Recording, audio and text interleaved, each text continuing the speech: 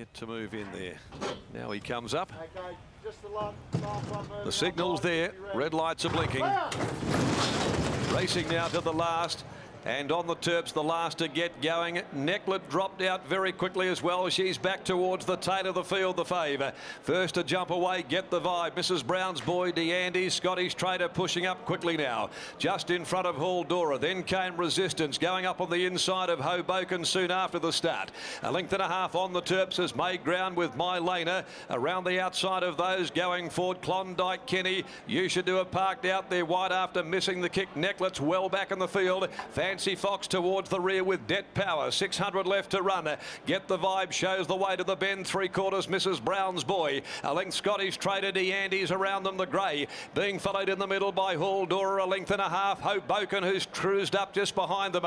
On the fence, Resistance. Further back in the field, Necklet somehow has got right to the outside, commencing its run. But Get the Vibe has given them the slip at the 200 mark and shot away. It's Get the Vibe by 3 or 4 lengths. Great battle for the Miners. Hoboken, Necklet down the outside. Get the Vibe though with a big lead. Home and hosed in the last. Get the Vibe too good for the fast finishing Necklet. And third Hoboken. Mrs. Brown's Boy got up for fourth on the inside of Haldora. Scottish Trader on the Terps and Resistance back near the rail from Mylena. Then Klondike Kenny, Debt Power. Fancy Fox beat a couple in. They included DeAndy's and You Should Do It.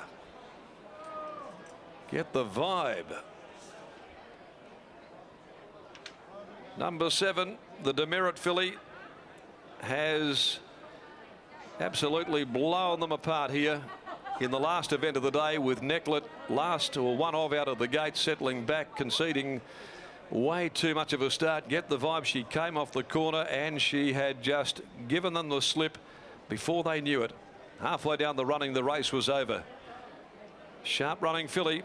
She had a big steward's report the last time that she appeared, when she ran 7th to Necklet. She's turned it right around this afternoon. Necklet getting well back, getting right to the outside, charging late in front of Hoboken and Mrs. Brown's Boy.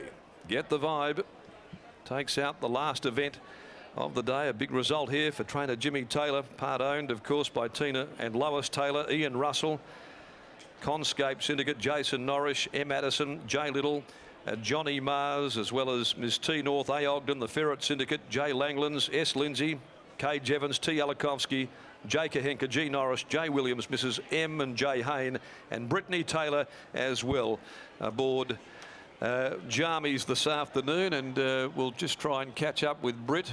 She's about to catch up with Jason Brown, a part owner. She gets to interview her winning rider over there in the back. How's this for a view, Darren? As an owner, I got to watch her. I was following her every move around the gates because we know that was really well documented last start that she was in quite the mood. But Jason, you weren't going to let her have any of that. If she even thought about stopping, you were quick to pull it to attention. Yeah, well, Jimmy just done a lot of work in the barriers since her last run, and he said if she takes a backward step, give her a roar and let her know what's going on, and yeah, she responded well for that. You seemed pretty confident before the race. You said, this won't be a problem.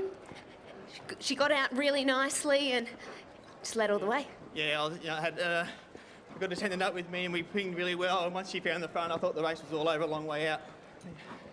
An excellent performance by Get the Vibe. Congratulations, Jace. Go on, you ready? Thank you.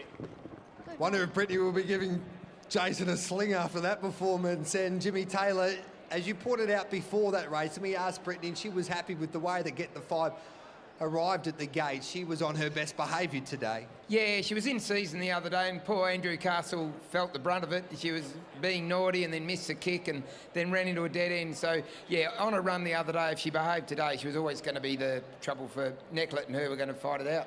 And it's been a lot of hard work behind the scenes to get her to jump like she did today. Yeah, she's gone in the barriers every day for the last 2 weeks, and she walked in this morning and was like an old hack, so she's learned. That was a dominant performance today from the front end. She's always had a lot of ability, Gareth, and you know, she's a filly and she can be moody and she can be off and on, but on a day she's a smart filly. And you can work out a filly when they're in a bit of a bad mood as well, Jimmy. Oh, I've got Tina and Brittany to look after, so you know that. Where do we see her next? Oh, just probably find a 3-year-old race in a couple of weeks.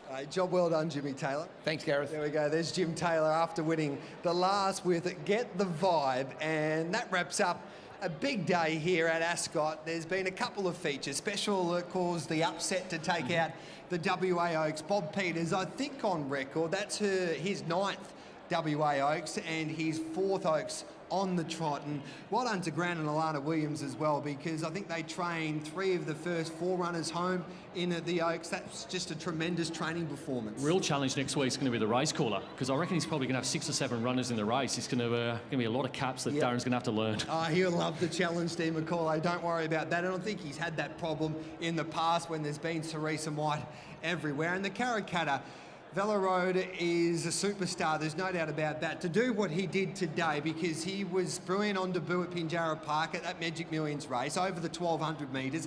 Then we hadn't seen him until today. In the Karrakatta, he jumped perfectly and he never looked like getting beat. Watching the race in the run, you saw how quickly he got to the start under no pressure whatsoever against a lot of speed horses, and from 200 metres on, it was all over. Yep. All over. And Lady Cosmology, she was brave, and so was Lord Help Me Run for the Great Southern team of Steve Wolfe. He ran a mighty race to finish 3rd. And they'll be going towards the sides. They've got a horse that could possibly go towards the Guineas as well next year. So dreaming again. And Velo Road does go towards the sides. That filly that runs 2nd, Lady Cosmology, she heads out to the paddock. Now, you're an Englishman. The Grand National's on tonight. Yep. Should be a beauty. It's always one of the great highlights of the racing calendar around the globe. It's probably the best race in the UK. It's probably not the same race it once was. You're over 30 fences, go around twice. It's 4.5 miles. It's bottomless over there. It's been raining in Liverpool all week. There's been a number of scratches already. But if you've never seen it before, it's 9 minutes you're going to absolutely love. I'll be back at Geraldton tomorrow for Geraldton Cup. I'll see you on Wednesday. But next Saturday, it's Derby Day, and action takes on Money Maher and a few others as well. Should be a beauty. Be an absolute ripper. On behalf of the team, and thank you to Brittany Taylor once again, who did a stellar job on the pony. And of course, she gets her dream to interview Jason Brown after part-owning the last winner of the race here at Ascot today, and get the vibe, Quinny. I know you're excited. Hopefully you backed a couple of winners at Ascot and Randwick today, and you can head on towards that Grand National tonight.